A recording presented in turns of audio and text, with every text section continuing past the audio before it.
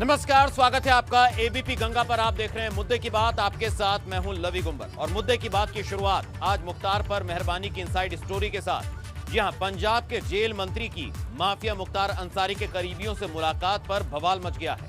पंजाब की कांग्रेस सरकार में जेल मंत्री सुखजिंदर सिंह रंधावा लखनऊ के दौरे पर आए थे। कहा जा रहा है कि इस दौरान उन्होंने मुख्तार अंसारी के कई करीबियों से मुलाकात की। यही नहीं, मुख्तार के करीबियों ने उन्हें रिसीव तक किया था। दावा तो यह भी किया जा रहा है कि यह मुलाकात गुपचुप ढंग से हुई थी, लेकिन इसकी तस्वीरें सामने आ गई।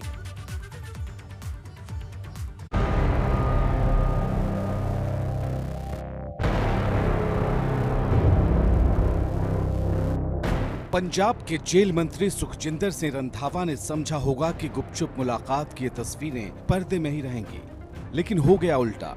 ये वीडियो लोगों के सामने आ गया और उनके लखनऊ दौरे की सीक्रेट मुलाकात की पोल खुल गई। इसका खुलासा एक वीडियो से हुआ। तस्वीरें बिल्कुल साफ हैं और इसे झुठलाना मुश्किल है।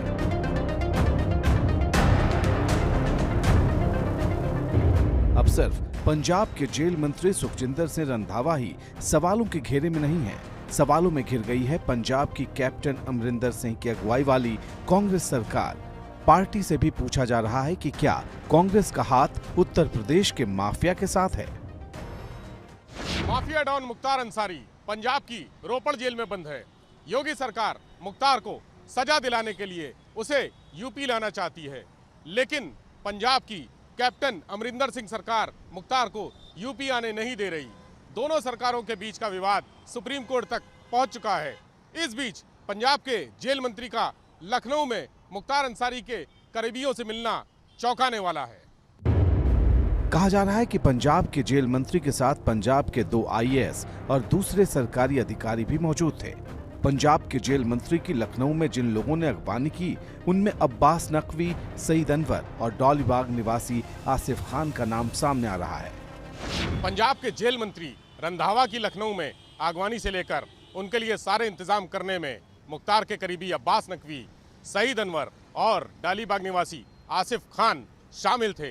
बताया यह भी जा रहा है कि अब्बास नकवी ही जेल मंत्री की गाड़ी चला रहा था। अब सवाल है कि जब माफिया मुख्तार के मुद्दे पर पंजाब और यूपी सरकार अदालत में आमने सामने है, तो पंजाब के जेल मंत्री की मुख्तार के करीबियों से मुलाकात हुई ही क्यों? मुख्तार के करीबियों ने उन्हें क्यों रिसीव किया? पंजाब के जेल मंत्री सुखजिंदर सिंह रंधावा की मुलाकात गुपचुप ढंग से क्यों हुई? क्या कुछ छिपाने की कोशिश थी? क्या है माफिया के गुर्गे से मिलने का सच? और फिर वही सवाल कि क्या पंजाब सरकार माफिया मुख्तार को बचा रही है? पंजाब सरकार पर यूपी सरकार का खुला आरोप रहा है कि वो मुख्तार को जानबूझकर अपने यहाँ की जेल से यूपी ट्रांसफर नहीं होने दे रही। पंजाब सरकार पर मुख्तार को जेल के भीतर पूरे ऐशो आराम की सुविधा मुहैया कराने और पार्टी की खुली छूट देने के आरोप भी लगते रहे हैं। इन सब के बीच अगर पंजाब के जेल मंत्री खुद मुख्तार अंसारी के करीबियों से मिलेंगे, उनकी आओ भगत स्वीकार करेंगे, तो सवाल तो उठेंगे ही। माहौल चुनावी है, ऐसे में बात दूर तलक जा सकती है। पंजाब के जेल मंत्री के मुख्तार अंसारी के करीबियों से लखनऊ आकर मिलने के विवाद का मतलब समझने के लिए आपको मुख्तार अंसारी की हिस्ट्री शीट पर भी एक नजर डालनी चाहिए। मुख्तार पर 40 से ज्यादा आपराधिक केस दर्ज हैं। हत्या की कोशिश, अपहरण का केस है। हत्या के 5 मामले दर्ज हैं। हत्या की कोशिश के 5 मामले। 1988 में पहली बार हत्या का केस दर्ज हुआ। 1991 में कांग्रेस नेता अवधेश राय की हत्या का आरोप लगा। 2005 में बीजेपी के विधायक रहे कृष्णानंद राय की हत्या का आरोपी है। 2005 में मऊ में दंगे भड़काने का भी आरोप है। हथियारों के फर्जी लाइसेंस बनवाने के मामले के भी आरोप है। उनके जेल मंत्री कांग्रेस के पंजाब के, वो मुख्तार अंसारी के लोगों के साथ छुपा छुपी करते हुए उत्तर प्रदेश में आए, पकड़े जाते हैं, देखे जाते हैं। तो ये जो चोर चोर मुसेरे भाई है, ये खेल चल रहा है पंजाब की कांग्रेस सरकार का और मुख्तार अंसारी जो कि एक क्रिमिनल है उत्तर प्रदेश में कत्ल के उस पे उनको हम लोग वापस लाना चाहते हैं पंजाब के जेल से, मगर पंजाब सरकार उसको वापस आने नहीं दे रही है। मुख्तार को पंजाब की जेल से यूपी ट्रांसफर करने की मांग वाली याचिका पर सुप्रीम कोर्ट में पिछले दिनों जबरदस्त बहस हुई थी। 3 मार्च को हुई एक ऐसी ही बहस में यूपी सरकार के वकील सॉलिसिटर जनरल तुषार मेहता ने अपनी दलील में कहा था कि मुख्तार पर यूपी में 13 संगीन केस में सुनवाई चल रही है। पंजाब में उस पर दर्ज किया गया केस गलत है, उसे वापस यूपी में भेजना चाहिए। पंजाब में अंसारी पर फिरौती का केस दर्ज है, आरोप लगाने वाला बिल्डर है, 10 करोड़ की फिरौती मांगने का आरोप लगाया था, लेकिन पंजाब पुलिस बिना तफ्तीश किए ही मुख्तार अंसारी को यूपी आकर पंजाब लेकर चली गई। ये भी पुष्टि नहीं थी कि आरोपी मुख्तार अंसारी यही है। यूपी सरकार के वकील ने पंजाब सरकार की नीयत पर अदालत में सवाल खड़े करते हुए कहा था कि बिल्डर से रंगदारी मांगने के केस में 2 साल बाद भी आरोप पत्र का दाखिल नहीं होना और मुख्तार अंसारी की तरफ से चार्जशीट दाखिल नहीं होने पर जमानत की अर्जी नहीं देना, इससे साफ है कि पंजाब सरकार मुख्तार के साथ मिली हुई है और उसे बचाने में जुटी है। जो अब प्रियंका वाड्रा हैं और राहुल गांधी, इनको स्पष्ट करना चाहिए। और प्रियंका वाड्रा एक महिला होकर महिलाओं की दुहाई देती हैं और यहाँ पर जिनके पति की हत्या हुई है वो चिट्ठी भी लिख रही हैं, मगर उनको कोई फर्क नहीं पड़ा है प्रियंका वाड्रा को। तो साफ दिखता है कि कांग्रेस की मिलीभगत है कि मुख्तार अंसारी को किस प्रकार से वो बचाना चाहते हैं। जवाब में मुख्तार अंसारी के वकील ने कहा था कि उन्हें यूपी ले जाने पर एनकाउंटर का डर है। मुख्तार 5 बार का एमएलए है और उसे यूपी के बजाय दिल्ली की जेल में ट्रांसफर किया जा सकता है। दोनों तरफ की दलीलें सुनने के बाद सुप्रीम कोर्ट ने मुख्तार को पंजाब से यूपी की जेल में शिफ्ट करने के मामले पर फैसला सुरक्षित रखा है।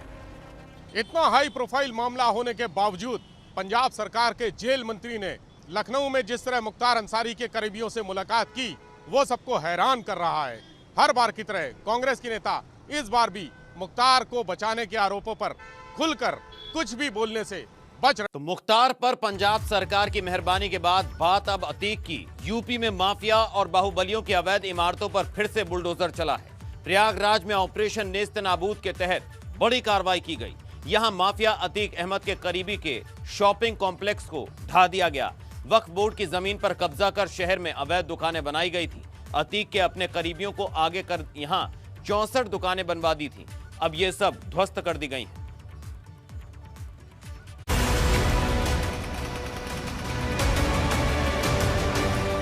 कानून को ताक पर रखने वालों के इरादे पर यह हथौड़े की तरह है। यह एक ऐलान है कि कोई बाहुबली और माफिया तभी तक होता है जब तक उसे सियासी संरक्षण मिले। जिस दिन उसे ये संरक्षण मिलना बंद हो जाता है उस दिन हश्र ऐसा ही होता है। ये शॉपिंग कॉम्प्लेक्स वक्फ बोर्ड की जमीन पर बना हुआ था। प्रयागराज के चौक इलाके की बताशा मंडी में बनी इन दुकानों की कुल कीमत 10 करोड़ के लगभग बताई जाती है। इनमें 64 दुकानें माफिया अतीक अहमद के करीबियों की थीं। सीधे सीधे कहें तो अतीक की शह पर ही उसके गुर्गों ने यहाँ अवैध ढंग से ऐसी दुकानें बनाई और कानून को ताक पर रख दिया। ये जो कार्रवाई की जा रही है ये एक मुस्लिम समुदाय की धार्मिक महत्व की जो है जमीन इमामबाड़ा की संपत्ति है जो वक्फ बोर्ड की है। इस पर जो अवैध रूप से मार्केट बनाने का कार्य किया गया है उसके विरुद्ध ध्वस्तीकरण की कार्रवाई की जा रही है। समय समय पर प्राधिकरण द्वारा इसको निर्माण को रोके जाने आदि की कार्रवाई की गई है और उसी क्रम में आज अंतिम कार्रवाई को अंजाम दिया जा रहा है जो ध्वस्तीकरण के रूप में हो रहा है। इस शॉपिंग कॉम्प्लेक्स से बाहुबली अतीक का नाम जुड़ने की वजह से प्रयागराज विकास प्राधिकरण ने ऑपरेशन नेस्त नाबूद अभियान के तहत इसे जमींदोज कर दिया। एक्शन से पहले सुरक्षा के यहाँ सख्त इंतजाम किए गए थे। लोगों की भीड़ जुटी हुई थी। आरोप है कि साल 2015 में जब बाहुबली अतीक अहमद के नाम की यहाँ तूती बोलती थी तब उसने पहले अपने एक करीबी वकार रिजवी को यहाँ का मुतवल्ली बनाया और उसके बाद अपने एक और करीबी जैन बिल्डर से शॉपिंग कॉम्प्लेक्स का निर्माण करवाया। इमामबाड़ा की जमीन पर शॉपिंग कॉम्प्लेक्स बनाए जाने को लेकर साल 2015 में काफी विवाद भी हुआ था। एबीपी गंगा ने पिछले साल 1 दिसंबर को अपनी एक्सक्लूसिव रिपोर्ट में इस घोटाले के पीछे अतीक अहमद की भूमिका का खुलासा करते हुए उसका नाम भी सीबीआई जांच के दायरे में आने की बात कही थी। योगी सरकार के ऑपरेशन नेस्त नाबूद अभियान के तहत की गई इस कार्रवाई ने एबीपी गंगा की खबर पर मुहर लगा दी है। उत्तर प्रदेश में माफियाओं, बाहुबलियों और दूसरे अपराधियों के खिलाफ चलाए जा रहे ऑपरेशन नेस्त नाबूद अभियान के तहत संगम नगरी प्रयागराज में आज भी एक बड़ी कार्रवाई को अंजाम दिया जा रहा है। इसके तहत वक्फ बोर्ड की जमीन पर कब्जा करके इस पर अवैध तरीके से जो शॉपिंग कॉम्प्लेक्स बनाया गया था उसे सरकारी बुलडोजरों के जरिए जमींदोज किया जा रहा है। वक्फ बोर्ड की ये प्रॉपर्टी शहर के चौक इलाके के बताशा मंडी में थे। वक्फ की जमीन पर बने इमाम बाड़े की पुरानी इमारत को गिराकर दुकानें बनाए जाने के मामले की जांच योगी सरकार ने पहले ही सीबीआई को सौंप रखी है। सीबीआई इस मामले में वक्फ बोर्ड के पूर्व चेयरमैन वसीम रिजवी समेत कई लोगों के खिलाफ केस दर्ज कर जांच शुरू कर चुकी है। सीबीआई जांच के दायरे में वसीम रिजवी के साथ माफिया घोषित किए गए पूर्व बाहुबली सांसद अतीक अहमद और अखिलेश राज में वक्फ विभाग के मंत्री आजम खान भी आ सकते हैं। प्रयागराज से एबीपी गंगा के लिए मोहम्मद मोइन की रिपोर्ट। में अब एक ऐसी खबर जो आपको चौंका कर रख देगी, आप गुस्से से भर उठेंगे। कानपुर में दबंगों ने सेना के एक सूबेदार का घर ढहा दिया। जान हथेली पर रखकर सरहद की हिफाजत करने वाले सैनिक के साथ यह वारदात कानपुर देहात के अकबरपुर में हुई। सेना के सूबेदार ड्यूटी पर थे। इस दौरान इस वारदात को अंजाम दिया गया। अब दबंग फिर से धमका रहे हैं, सैनिक को चेतावनी दे रहे हैं कि अगर आवाज उठाई तो बचे हुए मकान पर भी बुलडोजर चलवा देंगे।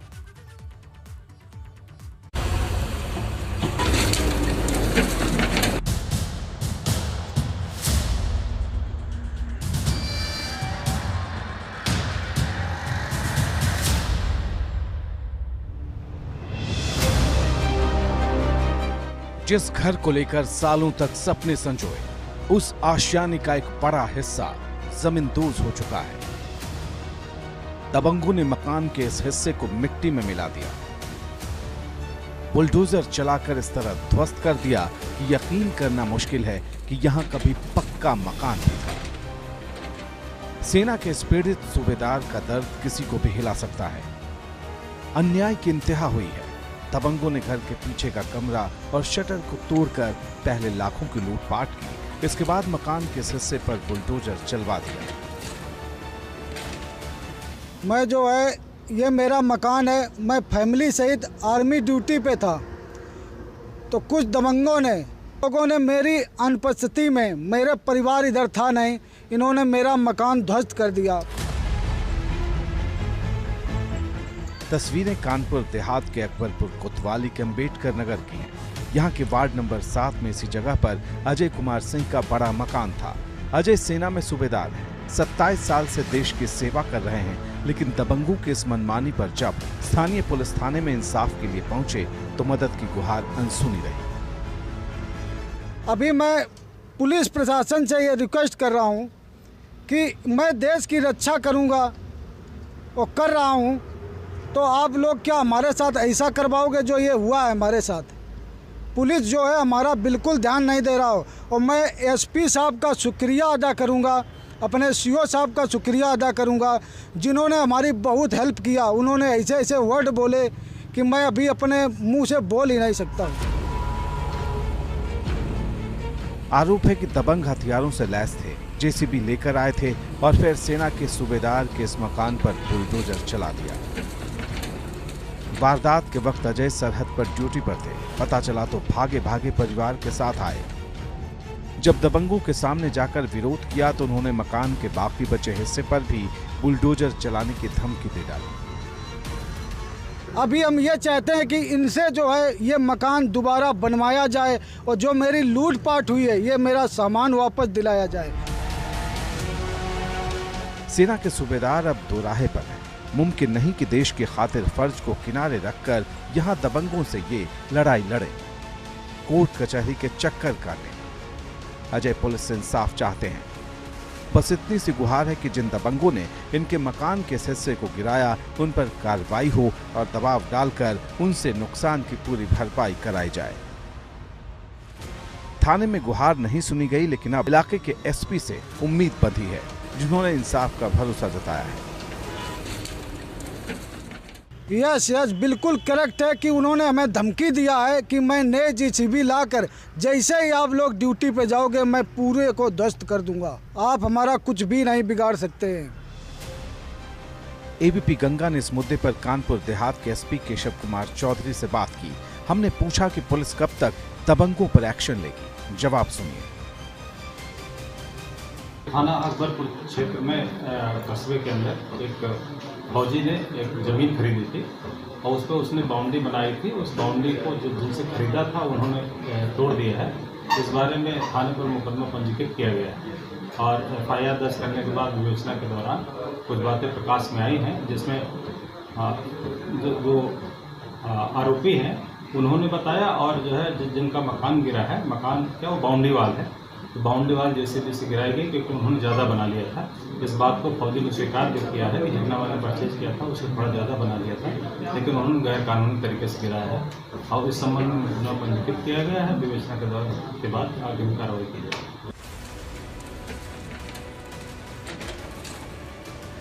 अब देखना है कि कानपुर देहात की पुलिस कब तक आरोपियों के खिलाफ सख्त एक्शन लेती है। अगर देश की सेवा करने वाले सैनिक को इंसाफ समय पर नहीं मिला तो फिर पुलिस पर भरोसा कमजोर होगा। कानपुर से ABP गंगा के लिए रितेश त्रिवेदी की रिपोर्ट। अब खबर अयोध्या से। मुद्दा राम मंदिर निर्माण का है। राम जन्मभूमि मंदिर की नींव की खुदाई अब आखिरी दौर में पहुंच चुकी है।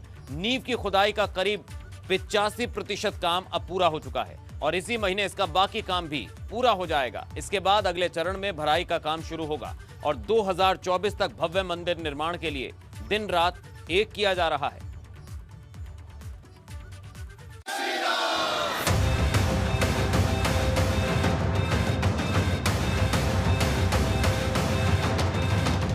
अयोध्या में तेजी से आगे बढ़ रहा है राम मंदिर निर्माण का काम। राम मंदिर के निर्माण का सबसे पहला चरण नींव की खुदाई का है, जिसका सिर्फ 15% काम ही बाकी बचा है। बाकी सब पूरा किया जा चुका है। इस महीने नींव की खुदाई और इसकी सफाई का काम पूरा हो जाएगा।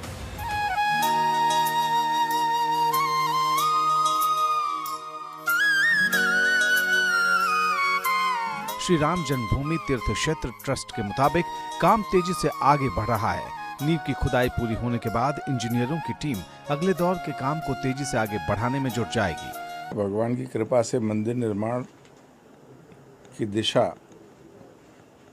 आगे अच्छी दिशा में बढ़ रही है। L&T ने ओपन एक्सकेवेशन का निर्णय ट्रस्ट द्वारा प्राप्त होने के बाद नींव खुदाई प्रारंभ कर दिया है और वो अंतिम चरणों में है। मुझे लगता है कि यथाशीघ्र 15% के आसपास खुदाई और बाकी है, वो पूरी कर लेंगे 15 से 20%।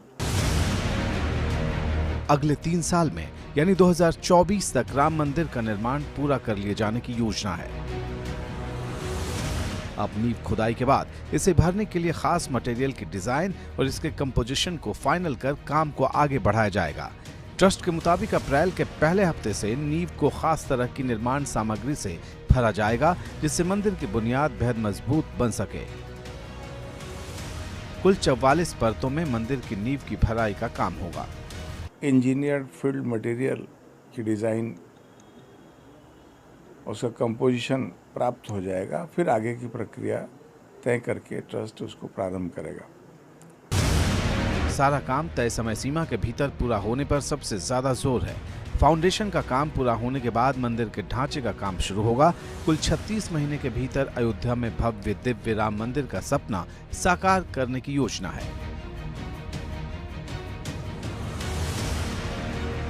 मंदिर की नींव करीब 15 मीटर गहरी है। फाउंडेशन की मजबूती सुनिश्चित करने के लिए यहाँ मटेरियल के कई तरह के टेस्ट हो रहे हैं।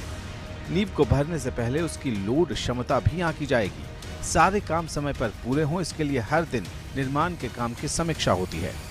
ये तो जब उसकी सभी चीज़ें इंजीनियर लोग तय कर लेंगे, फिर वो बताएंगे और अपना नींव भराई का काम प्रारंभ करेंगे। ये उनका इंटरनल इंजीनियरिंग का विषय है और सारी प्रक्रिया इंजीनियर लोग तय करके उसके अनुसार वो नींव भराई का काम प्रारंभ करेंगे खुदाई के पश्चात। बरसात के मौसम से पहले हर हाल में नींव की भराई का काम पूरा हो जाना है। इसके बाद तेजी से स्ट्रक्चर तैयार किया जाना शुरू हो जाएगा, जिसके लिए पत्थरों को लगातार जमा किया जा रहा है। ABP गंगा के लिए अयोध्या से ऋषि गुप्ता की रिपोर्ट।